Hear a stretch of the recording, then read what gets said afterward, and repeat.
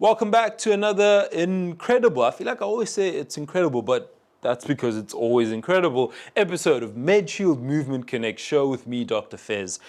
We have somebody who has lived an interesting life, somebody who's going to impart on us wisdom not only about the medical world, but about life in general. Dental surgeon, Dr. Timothy. Get ready to know what you don't know about being body brilliant. This is the Medshield Movement Connect show, where we connect the dots between fitness, health, wellness, nutrition, and of course you. Hosted by me, Dr. Fez Mkhize, and a special guest that we have every month, sharing knowledge, insights, and groundbreaking tips on how to get fitter, be stronger, and live healthier. Turn up the volume and listen close. Today you amplify. It's the Medshield Movement Connect show. Let's go. Thank you so much for sitting down with us, Dr. Timothy. I'm very excited to pick your brain. Thank you. And it's a pleasure being here. Now, you are somebody who is, I would like to say, similar in terms of their interests veers outside of just the medical field. And I think we're going to be able to really unpack this. But for you, what made you go into helping people and the health sphere from when you were younger? What do you think was that push that sent you down that path? Well, I'm Indian, so my mother wanted me to be a doctor, right? And I didn't want to be a doctor. I regret it now. I should have been a doctor. I think I would have done more. And so I said, no, I'll be a dentist. Then I have time to do all the other things I want to do. And I mean, that's so funny because you are a doctor, Dr. Timothy. In terms of what you can do in your scope, dentistry in and of itself actually does have a whole host of avenues that it goes down in terms of the body. I know, having had friends who are also within the dentistry kind of fraternity, they talk about things that happen in the mouth that have implications throughout the body. And I tell people all the time, you can see a lot of health issues or shortcomings that can actually sit and rest in the mouth. Where do you see that has the best kind of links in your time during as a dental surgeon? Well, we're learning so much every single day. There's some more and more information we're learning.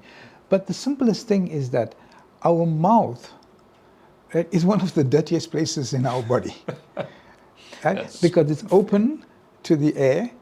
Other parts are covered up. But our mouth is open to the air and we continue breathing in and eating things and picking things. We're licking our hands, we're touching things. And we know there's bugs everywhere. But also there's millions and millions of bugs that live in our body. They worked it out. There's, I think, about 30 billion viruses and much more bugs. Yeah.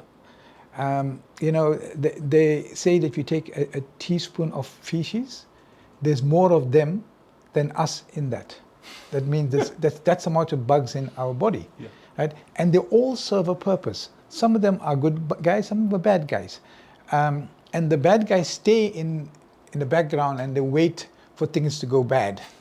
And then they attack us. So when our resistance goes down, and one of the most important places in the mouth, soon as we have bad oral hygiene, so we say go to the dentist twice a year, at least twice a year, to get your teeth cleaned. And it's not about just cleaning, I clean my teeth every day. No, it's about making sure that there's no other issues, underlying issues. And even 6 months is a long time. Lots of things can happen very fast, especially if you get sick quickly.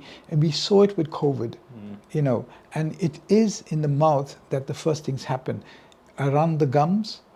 And so for tooth decay to happen, first and foremost, we need 3 things, right? We need a tooth, right? We need bugs, and we need sugar. Okay. Right?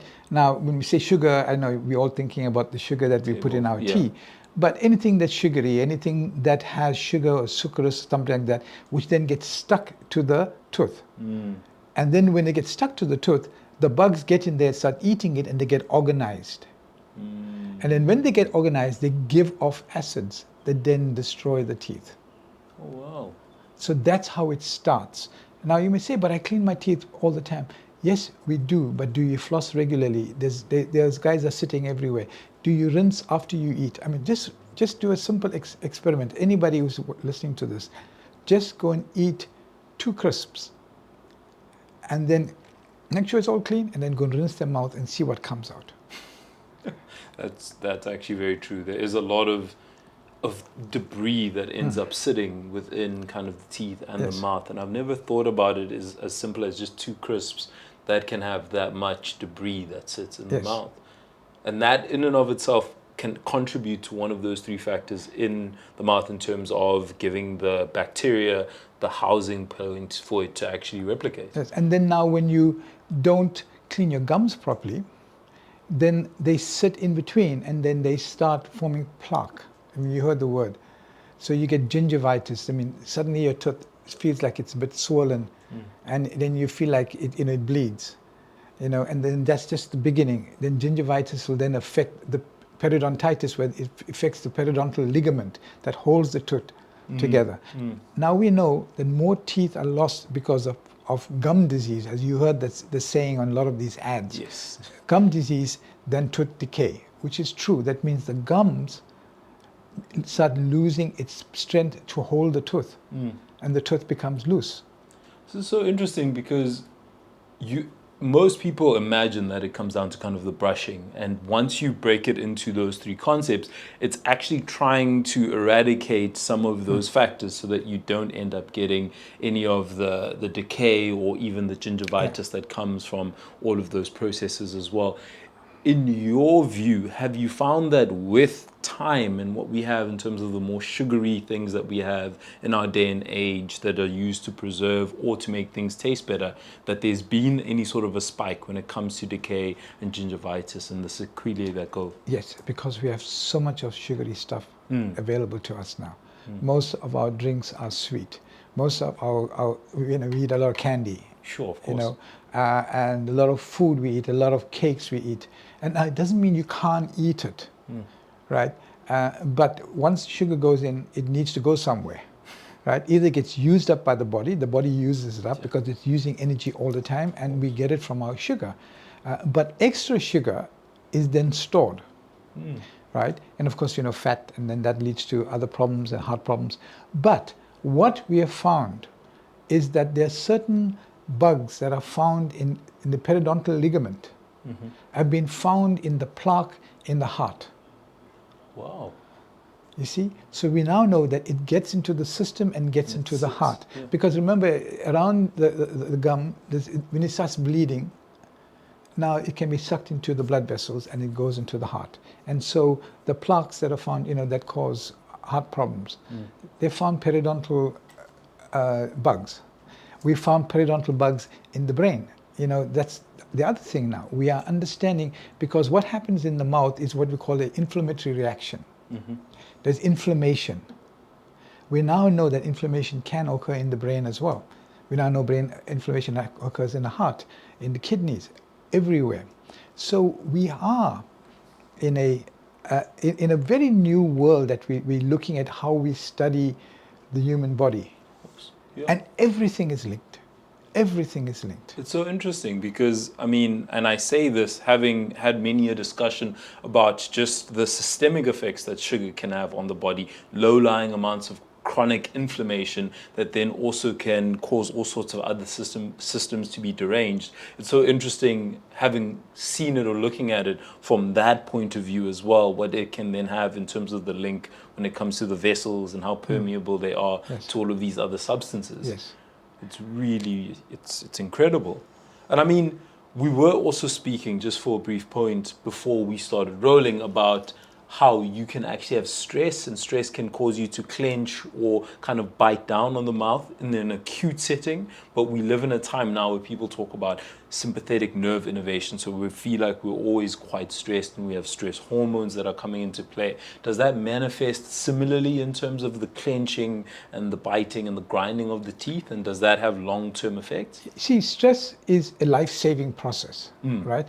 So if a tiger is chasing you, right, your heart rate increases, all the bunny you just ate will be shut down, so it doesn't have to process that. The blood is sent to your limbs so you can run. Yeah. Right?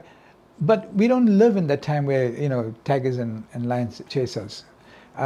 But personal information theft, is a reality. Yeah. Right? We've been through a time of that we never thought possible during COVID.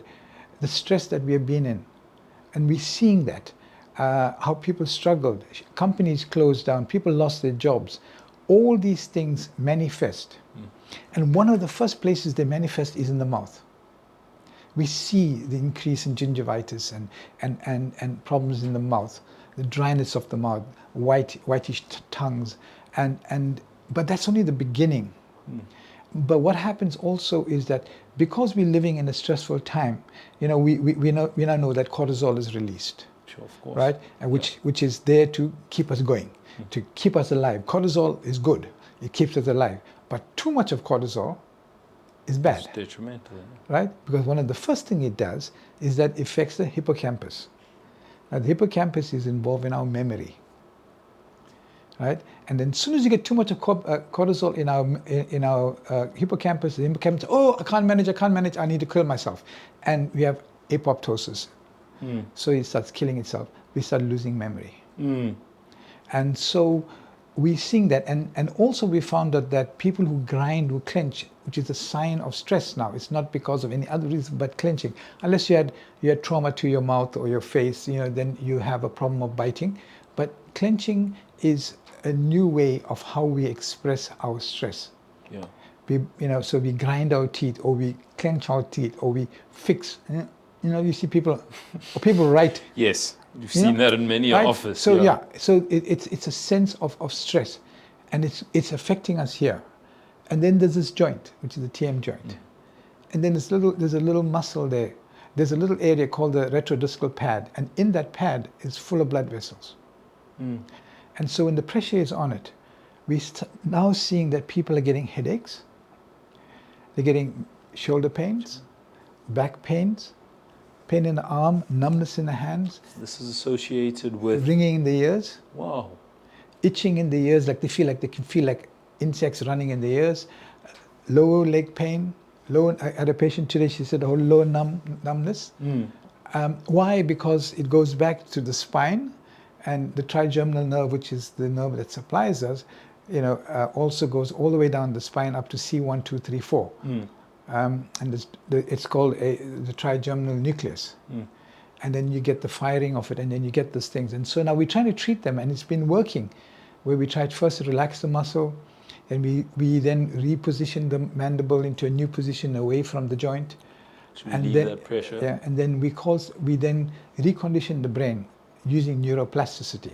Oh wow! So within the dental fraternity, there's that kind of relationship that allows for that to happen. And you know how neuroplasticity works. Neurons that fire together, wire together, or neurons that wire together, fire together. And so the story goes that our memories are in the neurons. The Genome Project taught us so much. We just ended last year, and we understand now how the brain works. And so we try to break that, because my grandmom used to use Pond's cream. Pond's cream, a face. So today, if I see Pond's cream, or if I smell it, immediately I think about my grandmother. I remember how she looks, what she wore, her smile. I remember the clothes she wore. Now all those neurons started to fire because they all were wired together by one stimulus, one trigger. And so what we're trying to do now is that we're trying to break those triggers, and so that they do not grind. And so first and foremost, we relax the muscles. Then we reposition the mandible. Then we recondition the brain now by doing things in the mouth that make them think. And then they say, oh, I mustn't break it, and they start changing the way they behave. And then the last thing we do is that we have to treat the patient holistically. So I send them for Pilates or yoga, breathing. As an entire body relief in terms of that stress. Breathing exercises, go learn to swim, learn to paint, learn a musical instrument. Wow. Because all those neurons start to refire, they change directions. And so we are working at that level. It's always so interesting because we speak about multidisciplinary team or kind of a collaboration across multiple fields is how you're supposed to ideally treat someone, take the autonomy, put it back into their hands so they'll be able to move through our systems. But actually hearing how you approach it and you attack it kind of reinforces to me how important it is that we continue to do that, because we do tend to find that we go into our little silos. Like I'll go, okay, I'll send them to you, and then you'll kind of make sure you treat them for any issues that they have there. But it should actually ideally be a continuous process of them bouncing between psychology, psychiatry, yourself, the physical therapist element of it, to ideally be able to get them as right as can possibly be. Yes, they you know, us human beings, we have an amazing brain. You know, we are the only species in the known universe that has the ability to create. You know, if you think about it, no other species can create music or art or architecture or beauty or science. You know, we can put man in the moon, or you know, we created the vaccine. It's true. You know, and lots of vaccines. You know, when I was a kid, I remember lots of kids who had these braces and they had problems with their legs because they had polio, right? We don't see them anymore. Why? Because of vaccine. The vaccine, yeah. You know, millions of people died because of smallpox. Now that's something that we've also been able to get on top of. I mean, just even thinking about it when it comes to the longevity of kind of oral hygiene as a whole over the years, where we are now is so far removed from where they were 100, 200 years ago in terms of preservation of it and understanding of it. And even now at home, because you are the first dental surgeon we've had, and there have been many points where people have talked about teeth and how it's become kind of a cosmetic thing in this era. What are your thoughts around kind of teeth whitening and trying to get them as kind of white as possible? Because that's what people then assume means they're healthy and they're right and aesthetically pleasing. So that means everything's good. Well, you know, again, we're living in a different time, right? Where, you know, and for better or for worse, you know, the Kardashians and Ryan Seacrest and all these guys, you know, who change the way people behave. Yeah. And yes, there are people now who want to do all these things, and I do a lot of this stuff, but the thing is that people, you know, in the 40s, 50s, even 60s will come for orthodontic treatments. You never had that before. That's so, true. You know, I always wanted to do it, but I never had the chance. You know, now it is okay to have a little bit of vanity. It's okay. It's nothing wrong with it. It's okay to love yourself a little bit more, to make you feel good about yourself. You know, people it's okay for people to spend a fortune to go to some place and go to some ashram and spend time. That's what's good for them. Other people may not. And we should never judge people for what they want to do. Yes, there are people who have suffered from body dysmorphia. You know, when it becomes grotesque and they do strange things and they look like this and they look like that, you know, those are issues, those are psychological issues which need to be addressed. But in general, teeth whitening, to have a brighter smile, gives them the confidence. Of course. Who are we to judge that? Of course. And I mean, in terms of the implications, they don't necessarily have detrimental implications. No. Because I think with a lot of people, they're myths that then you go everything from it's actually how they're supposed to be. They're supposed to look like these clean, pristine teeth. And then some people go, no, well, it actually causes some pain when it kind of there's oxidation, et cetera, and that means it's unnatural and it shouldn't be like that. And either of those two, I feel like, are probably polar points that aren't true and more myth. It's myth. Take, for instance, now, you use the word Botox. And you go, right? Now, if I show you pictures of people who say that's Botox, it's not. Right? It is bad plastic surgery, silicone, or bad fillers. That's what causes those horrible pictures that we see. Botox is a muscle relaxant. It started off by ophthalmic surgeons using it for the eye, people who had skew eyes, to bring it back in line. And when they did that, they found out that the muscles around the eye went smooth. And hence aesthetics were born. You know, and it's used for all sorts of things. But we also use it for other things other than in dentistry, other than just aesthetics. Yeah. You know, if we're doing surgery, and we don't want the muscle to be strong, and we're biting over implants, and also we inject the Botox, so it decreases the strength. People who have a gummy smile and they're getting married and they don't want to see all the gums, so we help them with that. Today I treated a woman who's got a huge skew when she talks, you know, and the plastic surgeon wanted to cut and pull the whole face back, and she's a beautiful woman. So all we did was to inject her in very specific places, very specific muscles, and we fixed her lips, smile. She's got a perfect smile, and she's happy. It's her 40th birthday, and she said, you know, I'm really happy on my birthday. And so little things like that. From an aesthetic point of view, I know medical aids don't pay for teeth whitening, but it does help them. It does give them a little bit of confidence. We now see the aligner therapy that is huge. Suddenly that's grasped the industry, where people are straightening the teeth, you know, with these little plastic things. Yeah, it's a new thing, and I've been using aligners for maybe 10, 12 years, which we created ourselves long time ago, and then suddenly now it's a big thing. But so these are the things that come and go. Do we judge them? As long as it doesn't damage the teeth. Now, teeth whitening, you know, is most of the teeth gels that we use are safe. Okay. There were one or two ones that cause a lot of pain, just to give patients zingers, which people don't use anymore. But in general, it doesn't. You know, they have the home kits now. You can take and go home. You know, so they don't have long-term detriments for the majority. For the majority, when you've seen a professional. But if you have a crack on your tooth, which we can't see sometimes, you know, we can see large crack, but sometimes we can't see it, and then suddenly you put the gel on and they start jumping, you know, because there's a crack. So then we normally remove that, and we have specific stuff that we add to calm it down.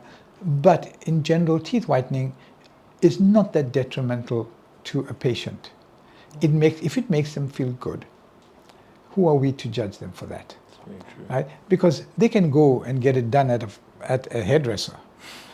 That's true. Right? As well. I mean, think about it now. You know, the glutathione injections. The spas are now doing it. Yeah, there's a lot of, I think, especially with the adjunct of understanding and knowledge that's been disseminated amongst us across social media, all sorts of platforms. I think a lot more people are confident in feeling like they have an understanding of what may be happening in what was usually in the health fraternity, but now a lot more people do it. Which is why we say you need to come to a dental surgeon who has an understanding of what could go wrong, so you know you're at least within safe hands. Yeah, you need to go and see your doctor twice a year, a medical doctor. You need to see your dentist twice a year. You know, these are the two people that you need to see. If you're a man and you in your late 40s, you should start looking at prostate checkups. Of course. You know, and we do know there's a lot of problems, but we assume that we are going to live long because the evidence is now showing us that. And we saw what happened in COVID. We weren't ready to protect the old. It's true. The health services all over the world, not just in South Africa. You know, in fact, we were in a better place than if you look at what happened in the UK or in Italy. You know, where it just wiped out the poor, the older, but we know we're going to live longer. My father is 88. He drives. My mother is 86. You know, there's nothing wrong with them. They live on their own. They're completely self-sufficient, and so many people are like that. So we have to assume, and that's what I tell my patients, is that, oh, doctor, take the tooth out. You know, I'm just tired. I said, yes, I can take it out now. You're 30 years old. What's going to happen in 60 years' time when you need to eat? You know, and they say, oh, but I'll be dead. How do you know? Yeah. And I think that's always the crazy thing, especially with the fact that over the last few years, we've been able to push the life expectancy by 10 years. And it looks like all we're going to be doing is improving on that kind of expectancy when it comes to how long people live. So it is something to always think about, which actually, now that I am thinking about it, on the show, we generally have a quick fire section, and I would actually like to pick your brain around this particular topic.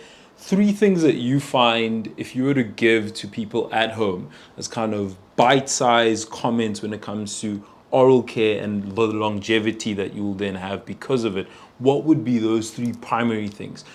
You're going to give me 4. Yeah. Nobody's ever said they wanted one more. What are the 4 things to just take home, hit home message? Brush your teeth away from your gums. Away from, so in Right. that motion, Right? as So you opposed down, to... yeah, because, right, brush your teeth, floss, gargle, right, and visit your dentist twice a year. 4 things. Really that simple That's to be it. able to make sure. Yes. I always find that's, again, the shortcoming when it comes to too much information, because I would have thought you were going to say something like make sure you use certain amount of mouthwash with 70% this, and you put in the Invisalign with like some sort of cleaner that's then embedded in there. But those are 4 things that seem That's pretty it. straightforward Yeah. and easy to do for anybody. Yeah, that's Yeah. it. Wow. There you have it. 4 things. Hopefully you guys are going to have them right here for you to see. If not, make sure you wrote them down. That's another bunch of dots that have been connected for you. Thank you so much, Dr. Timothy. It's been absolutely amazing. He's going to have to come back. You can hear he's a wealth of knowledge. There are all sorts of concepts that we are going to hopefully be able to connect for you when it just doesn't just come to dentistry, but wellness as a whole. That's me, Dr. Fez Mkhize, telling you, see you on the next one.